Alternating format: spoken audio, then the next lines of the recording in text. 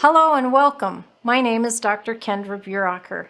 I'm a neuropsychologist living in Minneapolis, Minnesota, where I have my own business, 3-to-1 Neuropsychology Consultants. Over the last 2 decades, I've been working with patients with rare genetic diseases. My area of expertise is well-being and lysosomal storage disorders, which are inherited conditions that prevent the body from breaking down waste. These conditions are chronic and lifelong. One of these lysosomal storage disorders is Fabry disease. Today, I'm joined by 3 patients living with Fabry: Derek, Heather, and Jeff. Each of them with their own unique experiences and perspectives about living with Fabry disease, or another way of looking at it, experiencing chapters of their journey. The clarity generated from looking at a life through the stages or the chapters is amazing. It's especially pertinent when living with Fabry disease. The concept of formulating your own timeline, going forward or backwards, or going into the future. The timeline for each of these individuals is unique and very important. During our session today, we're going to be discussing breaking through the silence and taking a look into their chapters of living with Fabry. So let's begin our discussion of Fabry is Forever, Breaking Through the Silence. Let's get started with chapter 1, which is when you were diagnosed and first learned that you had Fabry, a chronic condition that will last a lifetime. Many people with Fabry say when they are first diagnosed, it's either 2 feelings. You have 2 feelings, one of relief, because you've been dealing with this for like 10 or 15 years of having Fabry, and you've been going into doctors over and over again. Or you have a feeling of, wow, I am stunned, I'm shocked, I don't know what to do with all of this information, and I'm overwhelmed. But each of these scenarios are unique to you. So what I want to hear from each of you, if you don't mind, is how did you just walk me through the feelings, walk me through the emotions of when you first were diagnosed with Fabry. And Heather, I'll start with you. Thank you. I have a different story than other people. I grew up having my father with the disease, and at that time, it wasn't my disease. They called females carriers, and so I never thought it was my disease, never thought I could have symptoms or any problems. So I grew up naive to this disease and just thinking it was my dad's disease and not mine. And I now look back at my past and realize I had symptoms and I had other things that pertain to this disease that now I can tag to it, knowing that we just aren't carriers. So for some time, I was in denial and didn't know about this disease and didn't make it mine. And finally, the doctors and the medical teams decided, that this actually can be a woman's disease.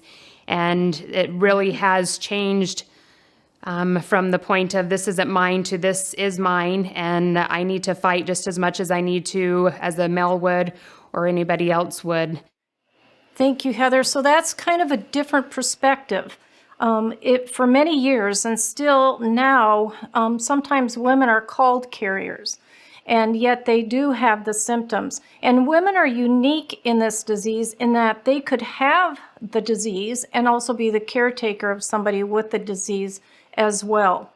So Derek, I'm going to pass the baton to you, and I want to know what it was like when you first found out that you had a diagnosis of Fabry disease. My path to Fabry was a journey. My mother died when I was 16 years old of some type of kidney failure. I never heard the term Fabry until the day I was diagnosed. I was about 26 when I got my kidneys tested for the first time. Came back, high levels of protein, don't worry about it. Your physical stature is an explanation I was given because of my high protein. So a few years later, I got tested again, and those protein levels were elevated again. So instead of just taking the the simple, just because of your body mass. And I said, can we do some more testing? So I got a biopsy of my kidney. I was called into the doctor's office. I remember it like yesterday. It was Monday.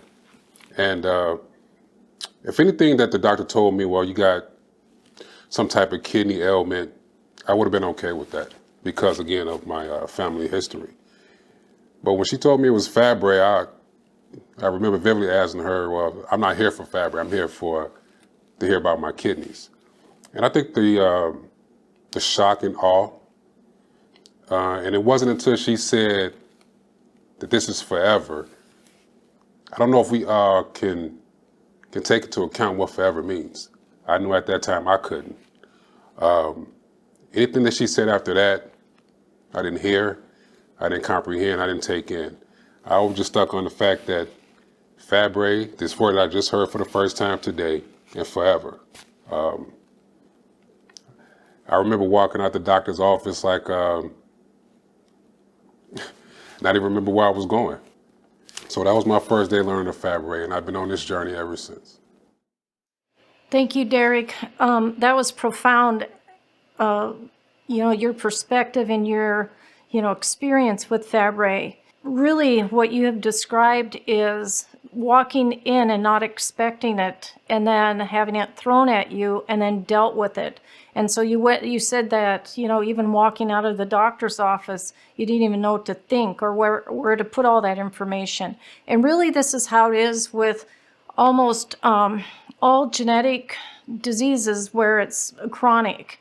And so yours was just so different than Heather, where she kind of knew from her family genetic tree that, Fabry was always said. She heard the word before, she knew what the terminology was, even though it didn't internalize because she didn't know for sure if she was someone that would express it symptomatically.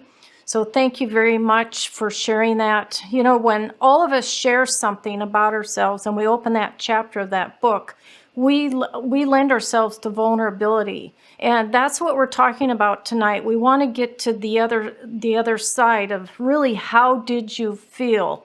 And maybe, later on we're going to talk about how did you deal with it. So Jeff, I just want to ask you now, when did you first find out that you had Fabry disease? At a very young age, I had issues. I had multiple misdiagnoses. And then, high blood pressure, my legs swelling, things like that. And then at 33, basically, I had a kidney biopsy, and they told me I have Fabry's disease. Yes, it was a relief to actually find out a diagnosis. And the biggest benefit for me is when I was 33, it was 2003. And, it was very much go from relief to knowing that what the problem is, to then realizing there wasn't a lot of options for treatment. Basically at that time I was told without medication you'll die by the age of 40. I had multiple relatives who had died of kidney issues on my mom's side and heart-related issues. And I was the first one diagnosed in my family. But it went from good to know to holy crap, what's going on? That was well said. Thank you, Jeff. Maybe that's a good segue into the next question for you is, what was it like telling your family, Jeff, since you were the very first one diagnosed with Fabry? And how did that affect you? And for all of you, how did that affect you? Did you tell your friends right away? Did you tell your coworkers right away? And what was that like? Walk me through that time. For me, it wasn't much about friends. It was more about family because, like I said, multiple family members, in the males specifically, had died. So getting a hold of my parents, my mom's siblings, my mom's cousins, most didn't believe it. Most didn't want to believe it. My wife was amazing. She did a lot of extra homework in trying to find things out and sharing it so there was documentation with it instead of just our word. The biggest issue was realizing that and possibly without medication in 7 years, I could pass away. And at that point, telling my family, in a way, a hard goodbye early. My friends, for the most part, 99% of the time, nobody knows the difference between my good days and my bad days. But there was a couple times now that I had to tell coworkers, and that's because it affected my job performance. And, when I started asking during training, do we have an AED around to make sure that if there's any heart issues that we got it. And unfortunately, most people think, well, you're big and strong, you're tough, what do we need an AED for? And that was more for supervisory and training type professionals that I shared that information.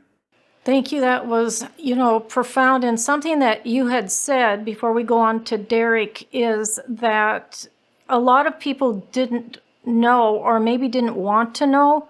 And that is really part of the grieving process. And I don't mean grieving in the way that you're losing somebody that you loved. I mean grieving that you have left a life that you've known and you're transitioning into another life that is chronic in nature. And so a lot of people go through this denial of, I don't want to know. Because in my line of work, which I'm a neuropsychologist, is if you know something, then you have to be proactive about it. And you have to take steps to go towards it. If you don't know something exists, then you don't have to do anything about it. And a lot of times when you get a diagnosis or you have a family genetic pattern that has a genetic disease like Fabry, you tend to deny it. Derek, I'd like to hear from you. Well, the hardest thing about Fabry is explaining Fabry.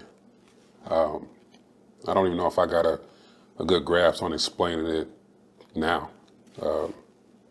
7 years into treatment, twice a month, as much as I do things like we're doing right now, I don't know if I have a grasp on actually explaining it in layman's terms where the average person can understand. I remember the first time I told my family collectively, we was on to the next subject within minutes. And I guess the misconception far when it comes to me is when you look at me, I look like the picture of health.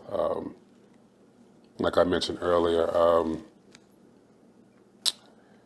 this is always the hardest part to talk about, especially when quite honestly, when I listen to Jeff.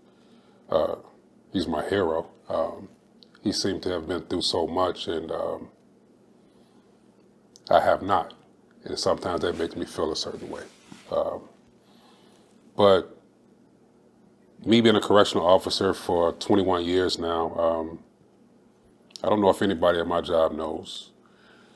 And again, that's another misconception that you always have to, especially in my job, you always have to be strong even when I want to be weak. There's no space to be vulnerable, especially working in a prison. Just like the same with the profession as Jeff, we don't have the, much less the audacity to show weakness. It's not how we've been trained. So there's not one person at my job who knows what I deal with twice a month. As far as my family, again, when they see me, man, you look amazing. So Fabry never comes up. So it's always been, my brother has not been tested, and we have the same parents.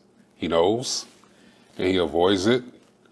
And I try to talk to him about it every once in a while without being overbearing, especially as the younger brother.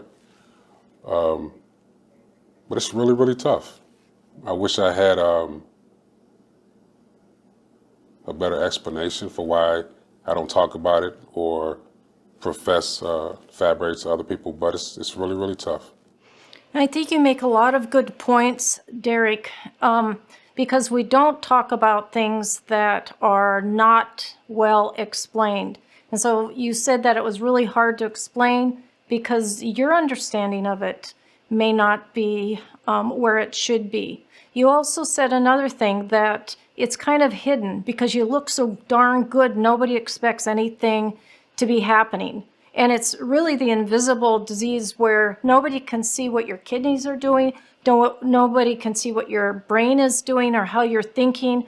And for sure, you can never tell anybody that you're tired. And it's not just the fatigue that people without Fabry feel. It is fatigue where you're down in the water and you're treading water forever. And you have this leaden feeling of, I just can't get my breath. It is so well explained by people with Fabry, but we don't talk about it. And that's why we're here. We're here to break that silence and to say, okay, this is what I have. It's going to be hard for you to hear about this. And it's what you're describing is really what we're coming together to talk about. I'm going to move on to Heather. Heather, did you learn that any of your children had Fabry right after your diagnosis? And kind of talk to me a little bit about how that affected you and how do you explain Fabry to a child that you have? I have a different background just watching my dad grow up with Fabry. From the youngest age I can remember, I could watch my dad suffer daily from Fabry disease. And so I knew that I was a carrier and that there was the potential of passing this on to my children. I never had a second thought of having children. I wanted those blessings in my life to, have beautiful children and to be able to have a family. And so I never questioned it, knowing that I would pass it on to my children. But it's interesting because I knew I had it and I was a carrier. But my second child, he actually knew about Fabry or was tested officially before I was, just because I knew it, that I had it, grew up with it. So my son was under the age of 5. And we went to just our local hospital and had him just do a regular blood sample to get him tested for Fabry. And I remember the day vividly of finding out when I got the phone call that my son had it.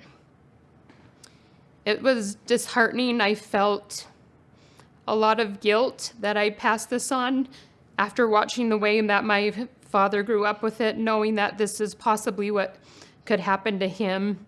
I felt a rush of sadness, but I remember crying for a few hours, but then I remember picking myself back up and having hope.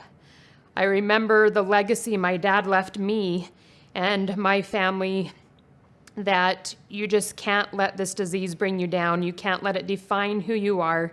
You need to fight and you need to enjoy life to the fullest as much as you can. And so I definitely had some negative feelings that came up when my son was tested, and we got the results. But then I also just had hope, knowing my dad went through so many trials and hardships to bring Fabry where it is today. We recently, I had all of my children tested. Out of my 4 children, 2 of them have it and 2 of them do not.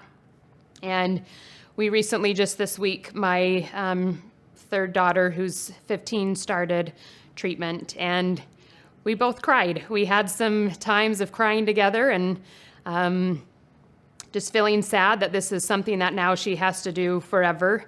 And I told her it's okay to cry and it's okay to let these feelings out. But then we did. We picked back up and said, now it's time to fight. And here we go. So I always tell my children, allow yourself moments to be down, to be sad, because those moments happen when you have a genetic disease and you have daily symptoms that occur. But as long as we pick back up and fight is what's important. And so I think we need to allow ourselves those emotions and frustrations and then continue to have that fight in us to not let it define who we are. You know what strikes me about what you've just told everyone is how inspirational that is and how much hope it gives to other parents who have children and have not been tested or may have been tested.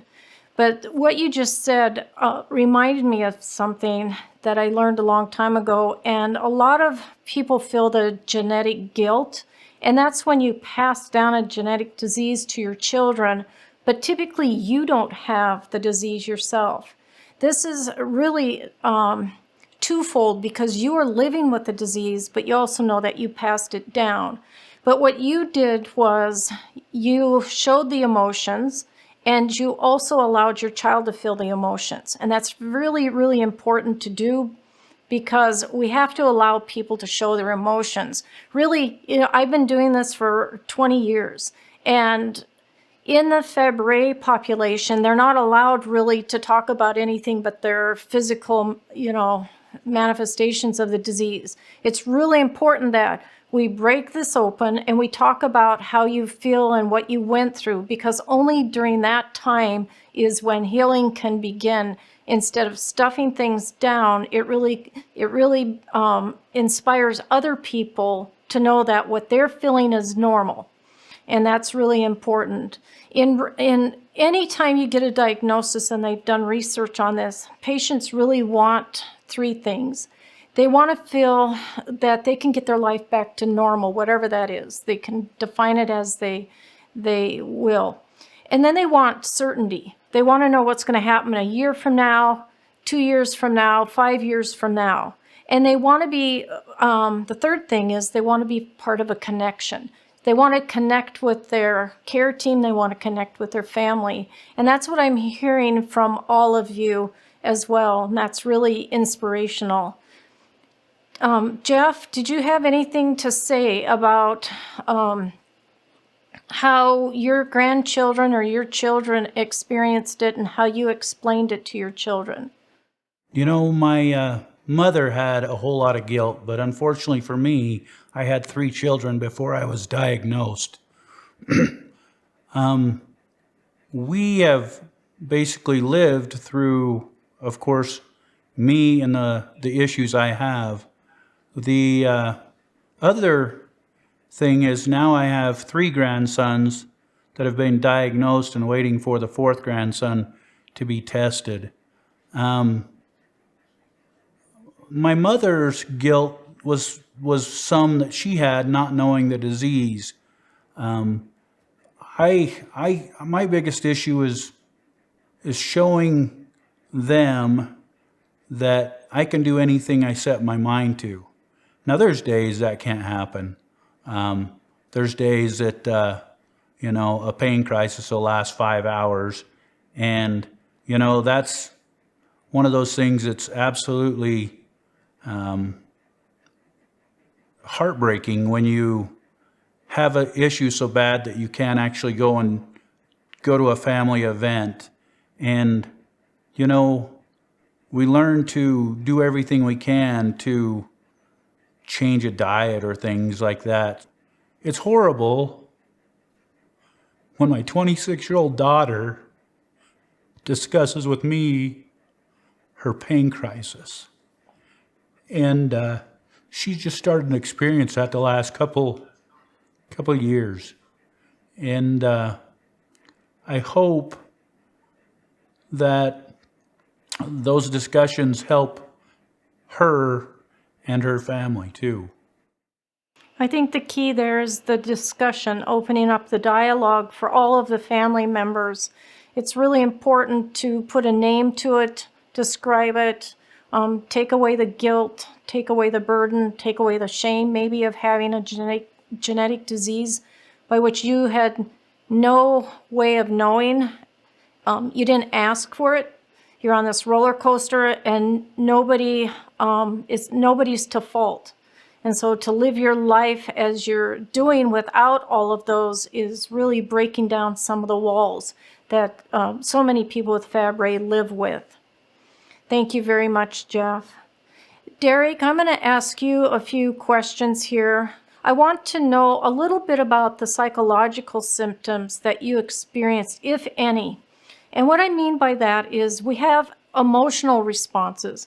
That is anger, sadness, frustration, shame. But we also have psychological responses, and that is depression anxiety, maybe obsessive compulsiveness, where people have to have everything in order because by having them in order, it lowers your anxiety. What, if any, did you go through? And, you said you were in shock a little bit, that some of the family members were in denial. But can you describe those feelings that you had and thoughts and emotions?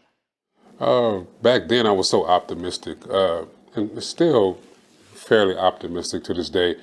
I still think that I will be the first person to beat this disease. That's my daily mindset. Me and Fabry have a really unique relationship. I recognize that he's there. I hope that he recognizes that I'm here as well. And just optimistic and kind of like a lot what Jeff said. I can't, just wither in the possibilities of what this disease has given me. So once I get past that, I want to fight. I want to. I have a strange relationship with my disease. Now it's manifested, morphed. Last 6 months, a lot of issues sleeping, a lot of depression. I don't think that I have to be diagnosed with depression to know when you're going through. And I think the thing is, Fabry is a part-time job. When I wake up, I want to know if I'm the same as I was yesterday. And if you think about the type of mindset that puts you in, that every day that you wake up, is there a different pain that I experienced today that I didn't experience yesterday? Is my leg swollen? Does my stomach hurt? I'm always doing an evaluation of my body and how do I feel? And it takes a toll. It is a part-time job, and I'd be exhausted, I'd be tired, and it makes me feel anxious, but I can't give up. I'm progressing. Anxiety, I accept it, and he's on my radar too. I'll be dealing with him real soon as well. So a lot of stuff to take on, but I think I'm built for it. I'm ready for it, and why not me? I have no time to complain. Let's just get to work. We're getting to work, that's for sure. We're breaking the silence of all of this. And, you said something that was really profound, how much time, it's a part-time job. And really when, that's what causes the anxiety as well, is always checking your body and making sure that it's okay so that you can push forward and get more help. I mean, just to do that every single day is very exhausting, and to eat a certain way and to manage the feelings of anxiety and depression. But what's honorable about you is that you can say it and you can put words to it, which is really going to be inspirational for those who are listening. Most people who know me also know that I give a lot of animal analogies, and what I am hearing about today reminds me of sea turtles.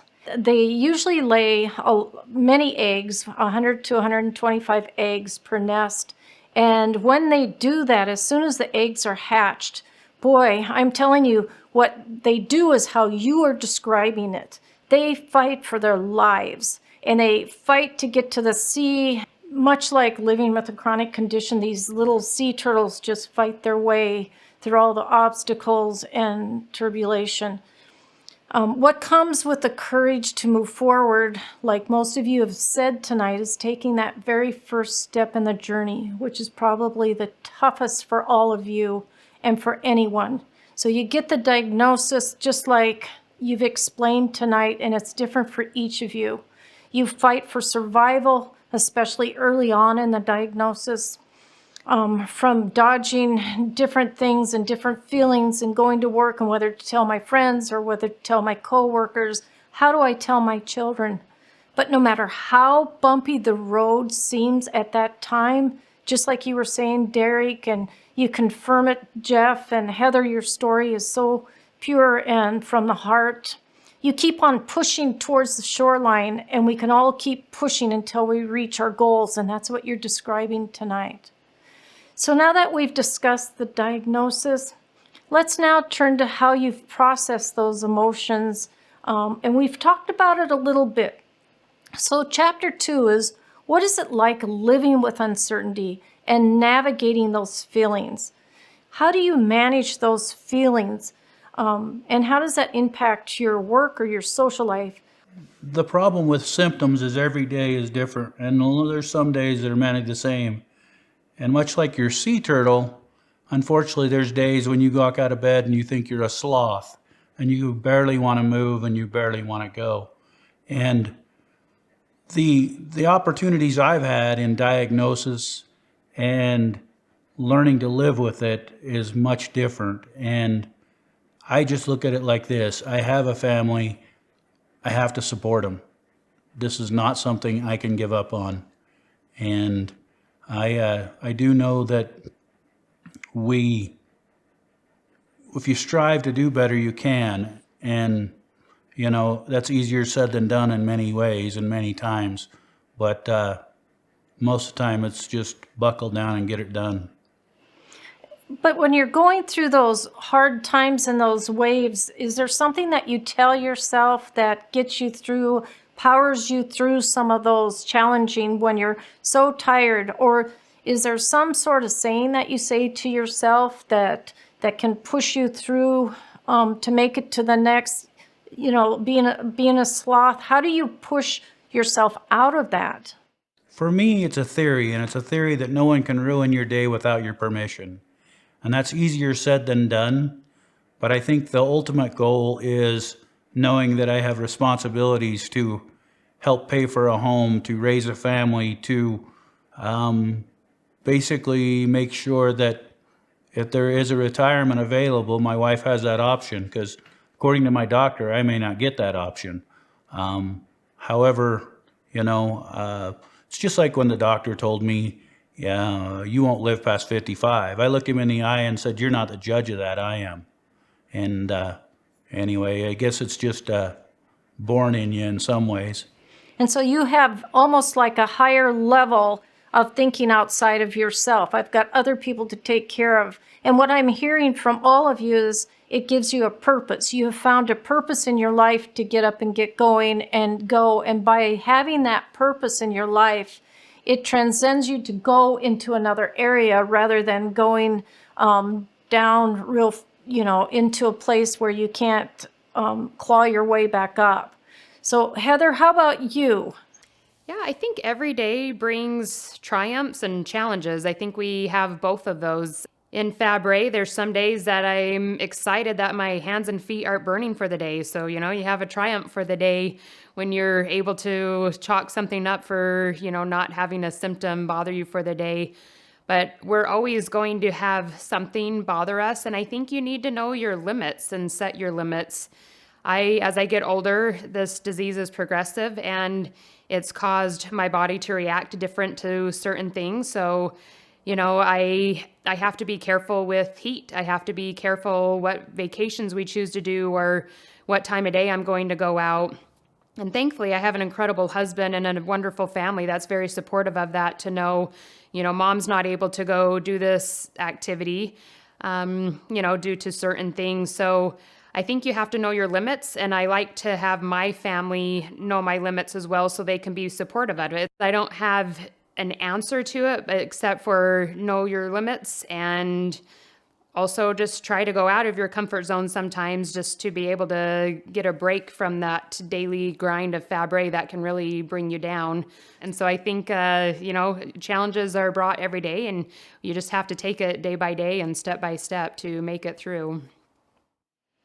Yeah, I think what you were explaining is you put up boundaries, and it's really important to know that it's okay to say no. It's okay to know what your boundaries are, to save your energy and to save yourself.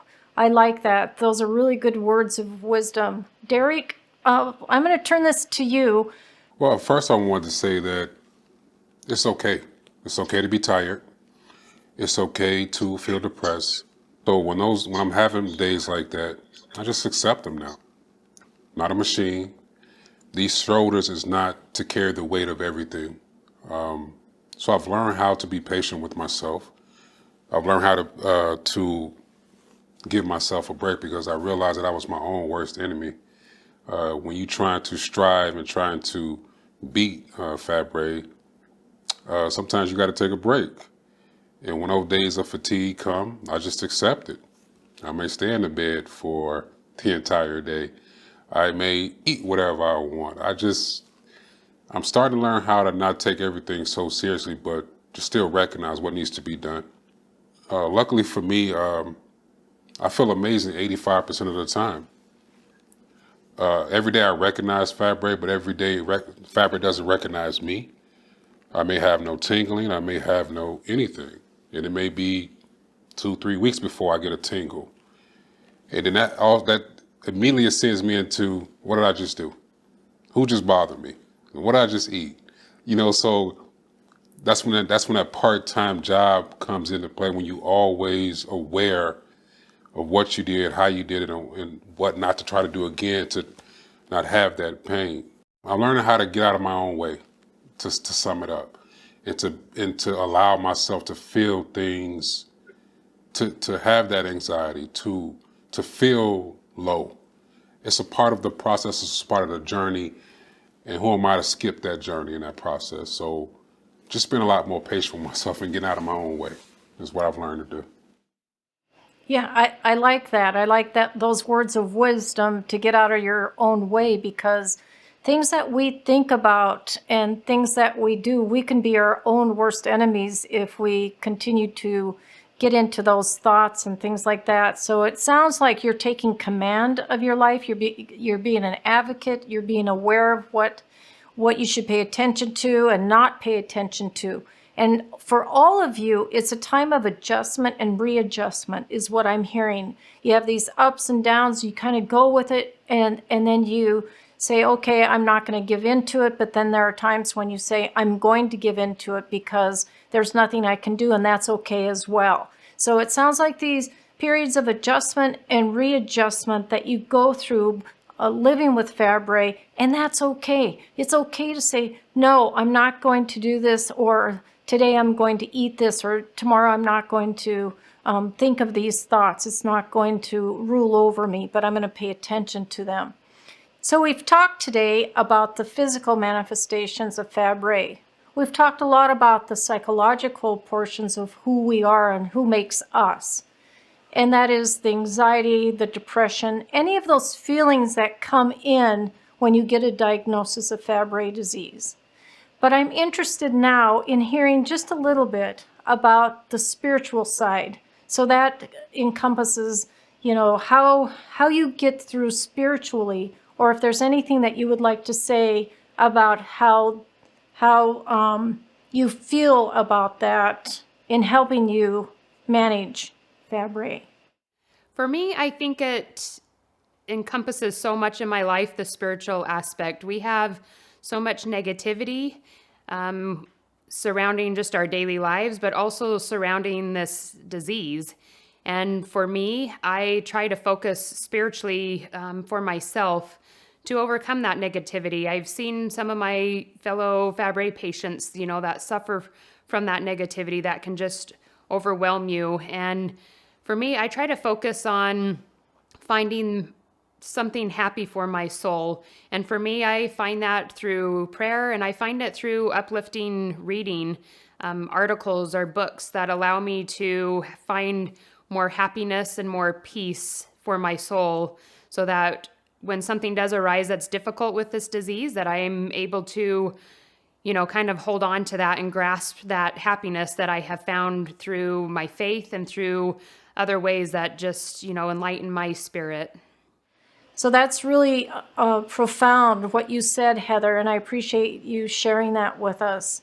Jeff, do you have any thoughts about the spiritual side of who we are? So not only the mind, the body, but also the soul. Like Heather said, sometimes, getting in the right spirit, basically, for me, music is one way to touch the soul. And there's many times I'll be listening to a church song and be brought to tears. I want to reach out to you, Derek. Do you have anything that lifts you up or brings you up? Mind, body, and soul is absolutely essential and important for me dealing with Fabry. I have a few techniques that I use, and one is I call it meditation anywhere. I don't have to be in a dark room with whatever music, the meditation music that they use. I just close my eyes and I just go off into a different place, and I remind myself that I'm strong, that I'm capable, and I can do anything. So meditation anywhere, in the car, at work, and whatever issues I'm having, if it's Fabry, if it's work, if it's relationships, or if it's just being a father, I've allowed myself the freedom to put those things on pause and to concentrate on myself. I think sometimes we have to be a little bit selfish.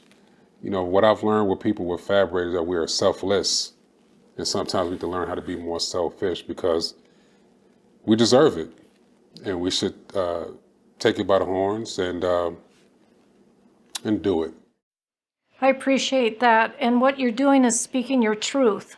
And so each one of you, Jeff, Heather, and Derek, you're speaking your truth.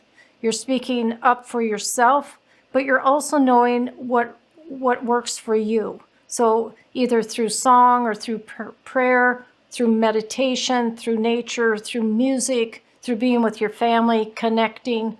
It is all about you, and it's about your truth. So I really appreciate that, and thank you. The final chapter is all about how you broke through the silence of living with Fabry and how you continue to manage those ups and downs. And we've been hearing about that during this. How did you break through the silence of sharing it with other people with Fabry and other people in your life, and to own it, but also own it with boundaries, that you're not going to let this get you down? Can you share any other words of encouragement for other people? I remember for some time, I didn't want to tell anybody about my disease. I kept it quiet, and even when I would go to doctor appointments and other things, I wouldn't share it with anybody. But I started to realize, like, this is who I am, and this is part of my life. And I started just become open about it. And it's amazing the support system that you can get from your friends and family as you do that. Fabry is part of me, and I need to be aware of it. But I also can still have an enjoyable life as I have Fabry. And as I tell my family and my friends and people around me, my coworkers, I have found actually more acceptance and more love and support than I ever thought I would, by being open about breaking the silence and, not holding that just as my own problem to battle. You said that your family and friends are your support.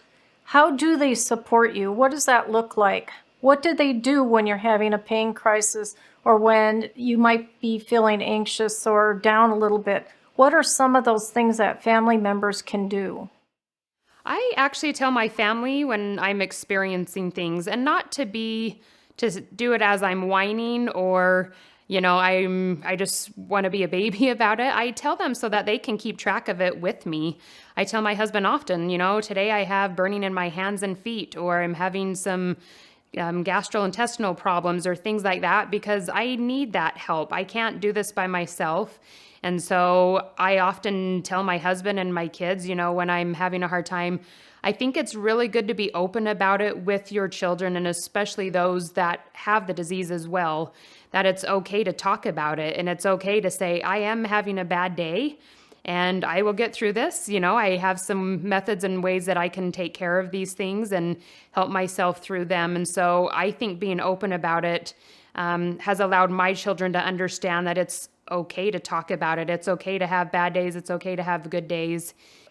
Something that just came to my mind, and, working with people with Fabry disease, a lot of times they don't feel like they can tell other people that they're in pain or that they're feeling a certain way.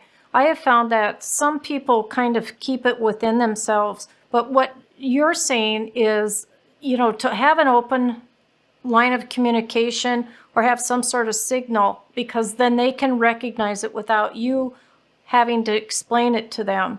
Do you find that Fabry in general, that people with Fabry, and this could be open up to Derek or Jeff as well, they do not express what they're feeling. They do not express that they're in pain, because somehow, telling that over and over again, it's not well understood. Do you feel that way? Or is that just something that some of the people with Fabry are feeling? Oh, 100%. I feel that way. I think it becomes repetitive. It becomes annoying, to say, yes, for 5 days in a row now, I've had this symptom or this problem. And I think it does become redundant to those that are around you. And I think that is why people keep it quiet. I think there's a level of people just don't understand. It's really hard to explain why my feet are burning and to explain how that feels to someone. So to talk to someone without Fabry, it's really hard to explain really what you're feeling. And the explanation of it becomes just difficult because they don't live what we do every day. And so I have found, going to Fabry conferences or, just meetings that they do for our community helps me to meet those people and to connect with them and, talk to someone and say, yes, I know exactly how you're feeling and what you're going through. Yeah, that's well put. I see the same thing that you are seeing, where people don't feel like they can ever say anything because then they get labeled as a complainer or a whiner or something like that. I see a lot of silent suffering with the Fabry population, and you kind of summed it up there a little bit, and that's why we're doing this, is we need to break down those walls and not be so silent about what we're going through. Not in a vocal way all the time, but at least, let people know that what you're living with is what other people are experiencing. And that's why we're doing this, is to come together to show people that, there are emotions and there are psychological, feelings about this. There is anxiety and depression as well. But your words are encouraging, and it will help other people. I want to hear a little bit from Derek as well. What do you think about, telling people, and how can you encourage others to speak up and communicate with other people about having Fabry without feeling any type of frustration or that you're not being listened to? Well, I first would tell them if those people aren't helpful, then they're hurting. Then we need to find new people. Just like Heather said, the Fabry community has helped me tremendously. Me and Heather have spent some time in Kentucky, I believe we were at. And we've been siblings ever since, and I can always email her and just talk to her about things. But the unfortunate part is, outside the Fabry community, I don't know anybody else with Fabry. I don't know anybody that's a neighbor, a person down the street, or anybody that's actually in Illinois, period, that has Fabry, that I can actually connect with on a face-to-face level all the time.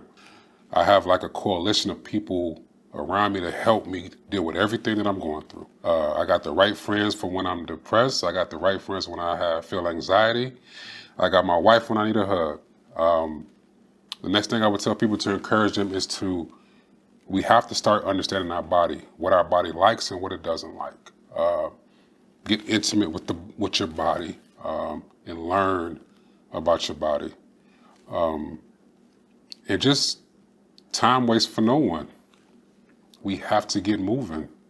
What's important is living your life to the fullest and seeing all the great things that this world and this life has to offer. So after we have our days of feeling anxious and depressed and filled with anxiety and filled with a little bit of pain, that next day we have to keep moving forward. Go out in the world and be yourself, and to see everything that you need to see. And take time and use time as a gift. And just surround yourself with people who are willing to understand. They don't have to always understand, but are willing to listen and to try to understand. I like that. Those are really words of wisdom and encouragement. They, are words of hope. They're words for hope for everyone, not only those living with Fabry, but for everyone who is listening to this. Jeff, I'm going to ask you the same question. What are words of encouragement or words of wisdom that you can give to the Fabry community? I have changed in the last 5 years in many ways, and a lot of that has been educating every doctor I can find. Many times I've taken a prisoner to an optometrist appointment and asked the doctor if they know what corneal whorls. One of them recently failed very badly. However, there's some that do amazing. And I've shared so much more with medical professionals. I can tell you there's many people in the Fabry community that this disease gives them very bad depression. And like I said earlier, I've been there, I don't live there, I don't go there. Some of the other things I've done, I've went and talked to nursing students about patient perspective. I've went with a doctor to optometry conference and talked about corneal whorls. I think by educating other people, it benefits me. It also, in hope, benefits those that go with the disease also. And I concur with both Heather and Derek that getting out and meeting these other people that have the disease, that are going through these experiences, helps you in many ways. If you need extra help in medical or mental, seek it. Don't just sit back and absorb it all on your own. Thank you, Jeff. You know what I've been hearing here is you have to be an advocate for yourself. You have to be a help to other people. And you have to be a help to yourself, so you have to listen to your body as well. You have to be knowledgeable. You have to be educated. And you have to connect with other people. So you have to engage with other people as well. So thank you very much for all of what you've brought tonight. In closing, I would like to thank Derek. I would like to thank Heather. And I would like to thank Jeff.